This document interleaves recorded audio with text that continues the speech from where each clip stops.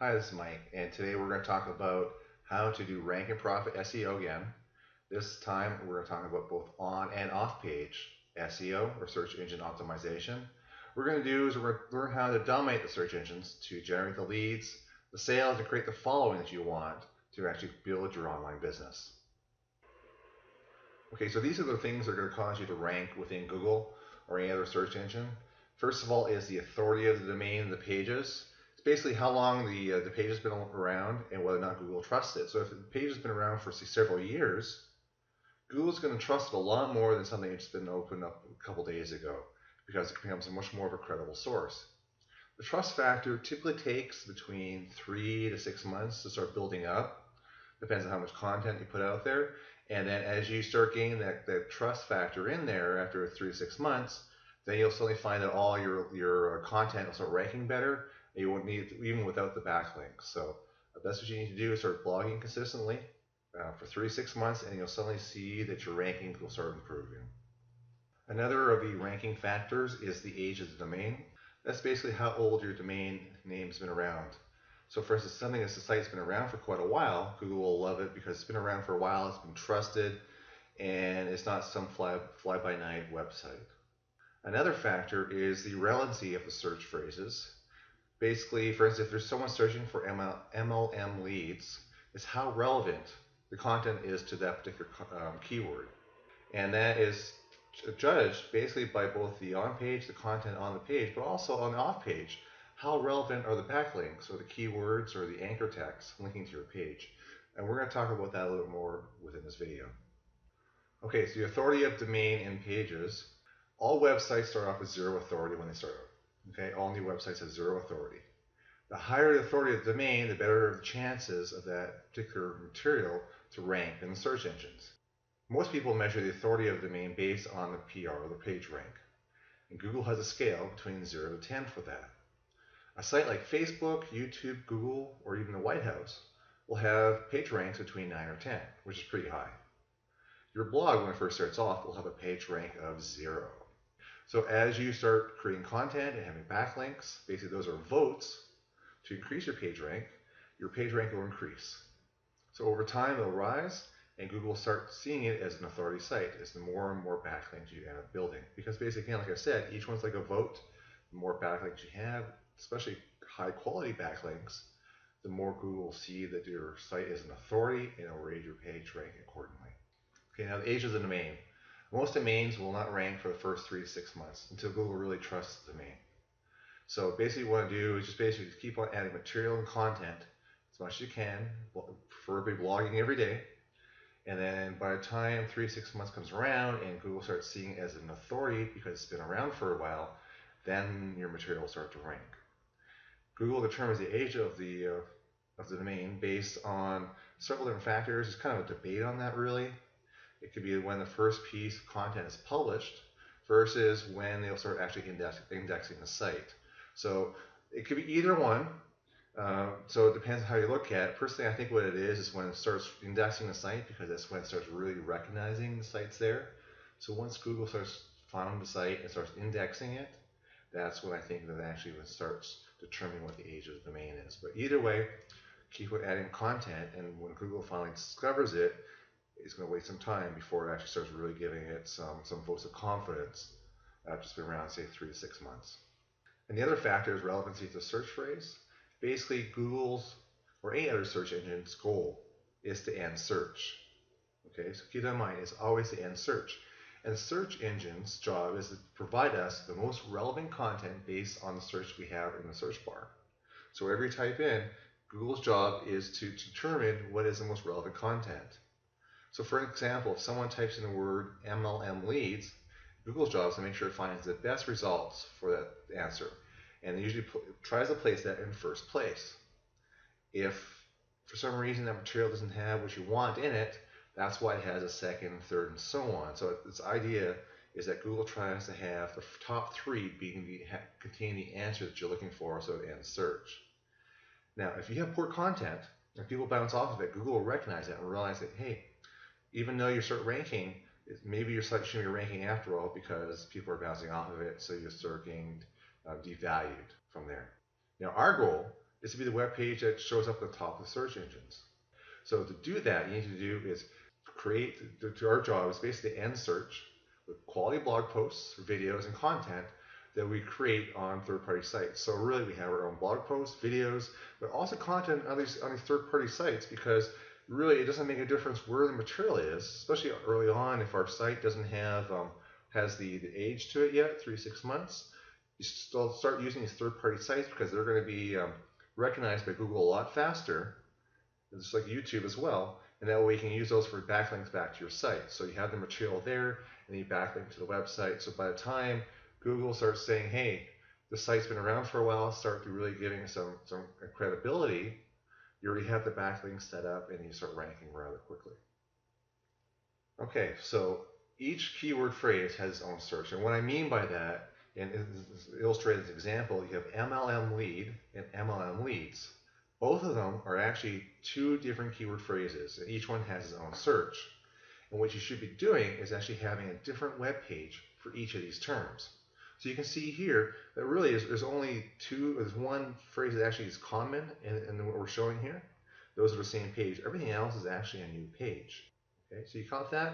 So each one's going to rank differently. So now this particular page here is actually ranks for both MLM and lead and MLM leads, the way it's set up. But typically what you want to try to do, and the most effective way of doing it, especially when you're starting off and start growing your website, is for each version of the keyword phrase, you want to have a separate page for it and try to rank it on each page separately.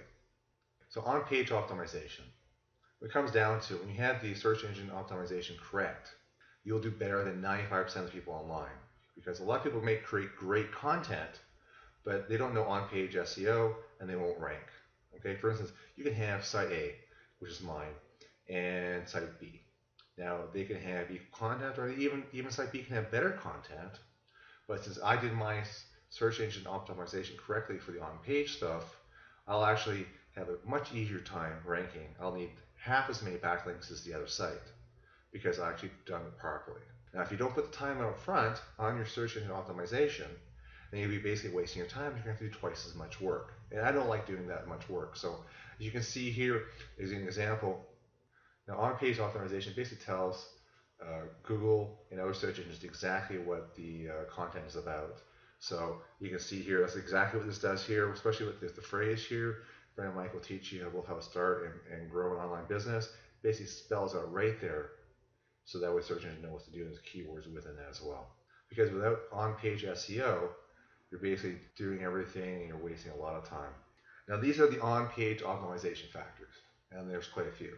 So don't be intimidated, because really take them step by step. And I actually, when I first started applying some of the basic ones first and start improving it over time. So you're not going to master this all at once, and don't even try. Just take a few, keep on building and building and building with each blog post that you do. So the first one here is keyword research. This makes all the difference in how your page will rank, because if you don't do the proper keyword research up front, you won't actually be successful. And you need to be able to do the keyword research as part of your long-term strategy. So do the right ones, and make sure you have a page for each keyword phrase that you come up with. Now the meta keywords, it's like tags in videos. You have the keywords in blogs. Basically what you're doing is you're telling Google what your page is all about. Now your meta description, that's actually the phrase that you see when you do a search, and we showed it on the previous slide. We did a search, and there's that little phrase that comes with it, with the search results. That little description is called the meta description, and that's actually what you do is put in the meta description is what shows up in those search engine results. So often what I'll do is I'll actually tweak the meta description so it actually appeals more to someone who's looking for something on Google search, and actually make sure I have keywords in there as well. So that's your opportunity to kind of market your content and encourage people to open them up. Now the next factor you need to consider is making sure you have your keyword in the title. And this is very important. It's a huge factor, having a keyword in the title. A lot of people miss out on it. So don't forget, you need to have your main keyword phrase for that blog post in your title. And you also need to do is you need to have it in your alt tags, which are your images. So you can name your image with the keyword in it, because that also affects your on-page optimization, and you also have your alt tags within the actual image, your little description tags, your alt tags. Make sure those have the keyword in there as well.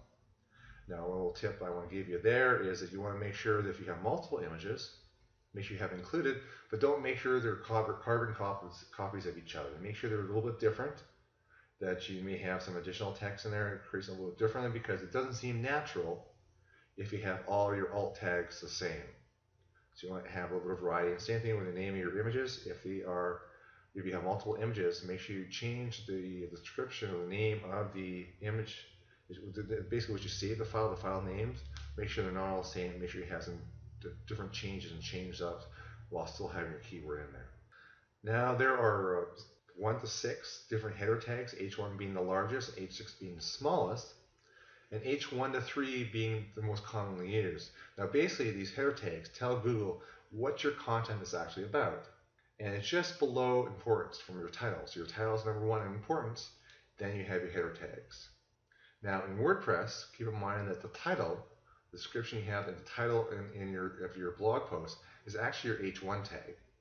So what you should be doing is having your H2s and H3s in addition to that in your main body of your blog post. And you don't have to worry about the H1. Another factor is your keyword density. You want to target between 1 to 3% of keywords. Okay? So basically what you want to do is you don't want to have too much in there because it's keyword stuffing, because it doesn't seem natural. And probably what's going to happen if you try to have more than 3%, it's going to kind of interrupt the flow, and it's going to actually really be a tough read for your reader to read. So, but also at the same time, Google says if you have more than 3%, you're probably trying to stuff all those keywords in there, and it'll actually devalue the importance of that blog, so it doesn't rank as easily. At the same time, you don't have too little, so target for 1%. Now, if you fall a little bit below 1% or a little bit above 3% on a particular blog post, don't worry about it, because you don't want to have all your percentages the same. So don't target all 1% or don't target all 3%. You want to have a variety within that range. And if you fall a little bit outside that range of 1 to 3%, that's okay, because it still makes it look more natural. So just don't be too concerned about it. Write your blog posts, insert your keywords, and if it happens to fall within the 1 to 3% range, great. If it's close, don't worry about it, it's good, but if it falls way outside that, you're going to have to do some tweaking. Now, also an important factor is your internal linking to your content.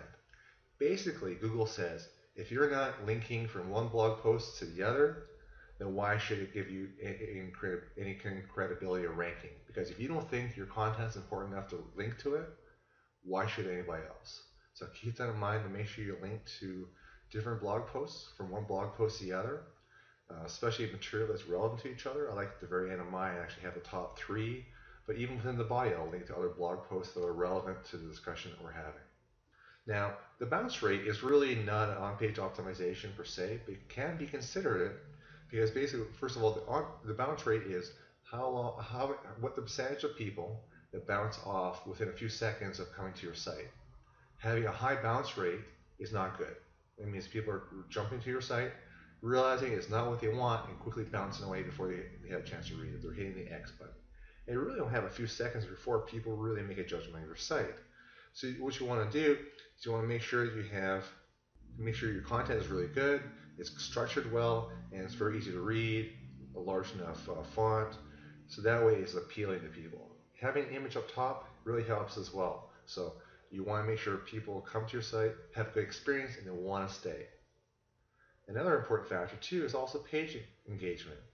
You want people to like your content, leave comments, and share your content. These are very important things they have, and they actually affect your where you rank in Google. So if you have a lot of page engagement, then Google likes that. Okay, so there are things you can do to help encourage that. They actually have calls to action, telling people to like your content, to share it, and have that rate within your blog post. So anything you can do to help encourage that page engagement will actually help your ranking as well. Now, off-page optimization is the next phase. You have on-page and you have off-page optimization. If you want to rank your web pages in search engines, you have to have off-page optimization. Now, this may not be as important if you have very low traffic keyword phrases, something that's just not going to have a lot of competition. You can probably get away with very few or even no backlinks. But if you're going to go after the important ones, the money keywords that are going to drive people that are going to be wanting to buy to your website, then you will need to have backlinks. And sometimes you'll need to have a substantial amount. So even if you choose the ones that are not quite as common, you're still going to have the backlinks because those are important ones, and other people are going to be competing for the same keywords. Now, your off-page optimization refers again to the number of links going to your content. Now, basically, like I was saying before, a link to your website is like a vote for the president, basically. The website linking telling Google that they are a vouch for you. So every time you have a backlink, it's one vote. One person is vouching that this is the content that you should trust it, and it's a good source for that topic.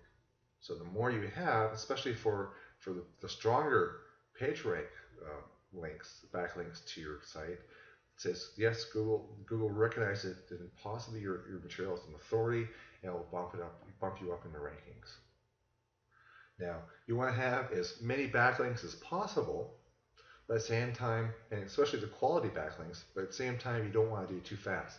If you just dump and have like 100 backlinks in one day, Google's going to freak out, say something that's going on here, and you'll actually probably get devalued because of it. So you want to have something that looks kind of natural. Of course, you want to have accelerated, because if you were for truly natural, it'll take several years. You're still trying to accelerate that, but at the same time, you don't want to seem so super fast that Google says it's completely not natural. Now, the off-page optimization factors, they include the number of backlinks pointing to your site that we talked about. You want to have the number of quality authority backlinks with higher PR, PageRank. It's also, too, as you want to have is, when you're setting this all up, you want to have a lot of social media, all good stuff. So you want to have your number of Facebook likes and shares, your number of Twitter tweets and retweets, you have Google Plus in it as well. The more you can have that, the more social media you have, it's all good stuff. Okay, it helps you increase your ranking. It helps you with your ranking. You also want to have anchor text for your backlinks. Now, the anchor text is the description text, the words that are used that are actually hyperlinked, and you click on those words, it'll take you to the site you're trying to rank. Okay, so those words that you're clicking, sometimes it could be the raw URL, the actual description of the website address, but often it can be like click here, or they may have MLM leads information here, or you can say your maybe the brand of your website, and they're all hyperlinked going to the blog post. Okay, those are that description text. That's called your anchor text. And you want to have that anchor text be a variety. You don't want to have it all the same. So, for instance, you may have 30% of them with the keyword phrase, with our example here, the MLM leads, and so using that keyword phrase. But you also want to have a variation of that. So maybe click here for MLM leads, and the derivatives like that within another, say, 30-40%. Now, generically, you have a bunch of generic description text, anchor text, like click here or see for more information. And you have that type of stuff with hyperlinks. Those are more the generic. You want to have, again, probably about 30-40% of those. And then you also want to have the naked URLs. Okay, that's basically when you have just a straight website address, hyperlinked to take it to where you want to go. Okay. And then you also want to have some with your brand name, or for instance, in our case here, Bren and Mike. You want to have some of those as well to basically show that you have more variety. You know, and Google likes the fact when you start branding yourself because it likes brands. So the more you can brand your name, the better off you're going to be. So overall, the whole idea here is when you're creating this anchor text, you want to make it look natural. You want to make it seem like a human's doing this. You're not doing this artificially. So the more natural you can make it look, the better. Okay, so if you're kind of confused, take a step back, take a look at it and realize, okay, would this be something that would be common to see done, or is it something rare? If it's something rare, you don't want to do quite as often. The more common backlinks you see, that's the type of thing you want to replicate, make it look as much natural as possible. Now, you also want to do is have your anchor text diversity, if we talked about it. What you also want to do is have IP diversity as well, which is basically the address of where the information is coming from, your basic computer IP address. When you do a Twitter tweet and retweets, they're basically, even if you have 100 retweets, they're all coming from the same IP address, which doesn't give you very much help at all. So you want to have this from as many different computer addresses as possible. You also want to have diversity of your backlinks. So you don't want to just do all blog comments, or all social media, or all social bookmarks. If something ever happened to any one of those, Say for instance you're focusing mostly on Facebook backlinks. If for some reason Google changes his mind about Facebook backlinks and devalues them, then you pretty much lost everything. But if you have a good diversity of different backlinks, something ever happens, one backlink gets devalued, well then you have a little bit more tweaking, a little bit more work, and you're back up to the number one spot. So you want to have as much diversity as possible, but also by having diversity, it also looks a lot more natural. So keep that in mind. So backlinks are the most important factor. I know I said before that OnPage is important, and really it is. But for Google, it considers backlinks very important because, but without OnPage, you won't be able to rank at all. So in my opinion, really, even though Google says the OffPage is the most important, the backlinks is the most important, personally, really, if you don't do your on-page SEO really well, what's going to happen is you're going to have to do a lot more effort, a lot more work, and you may not rank at all. So do your on-page optimization first, do it correctly, spend a little bit of time up front, and then work on the backlinks. You're going to find you don't have to do as many of them. Now keep in mind too that the more variety of backlinks you can do, the better, because you want to have a nice, good, healthy balance of different types of backlinks. Now this is an example of a backlink. And you can see here the red is the hyperlink text. So you can get it here is the hyperlink text. That there is the anchor text for this particular hyperlink. This is an example from within the backlink blog post. So I'd create a blog post on a different site, maybe like first on Blogger, and that would actually be linked back to the blog post that I'm trying to rank with that phrase. So if you look at the bottom here, you can get it here, that's the anchor text. Now you can also have instead a naked URL where you actually have the full description of where you want them to go. In this case here, we brenonmine.influxentrepreneur.net / and the name of the blog post, which is what is iPass 2. Okay, and that would be an example of the naked URL. So you will have a good variety there. You will have both anchor text and you want to have the naked URLs as well. Now make sure you add in your brand name as well as part of an anchor text. Again, like I was saying before, having your brand name is very important because Google likes that. And it's good to actually basically encourage your brand name out there because that's what you want to really promote. Now, in the future, we're going to go over a lot more of the search engine optimization in future videos. We're going to go more in detail about on-page SEO, improving bounce rate, keyword research, off-page SEO, social syndication, and much more. So stay tuned for future videos. Now, one thing before we go, I want to mention to you is that it's basically going to take 3 to 6 months really to build up your blog before you really start getting traffic to your site when you're doing proper search engine optimization. So I want to set your expectations and make sure realistic. Now you could speed this up. I'm going to show you how to do this, but at the same time, don't expect something to happen overnight.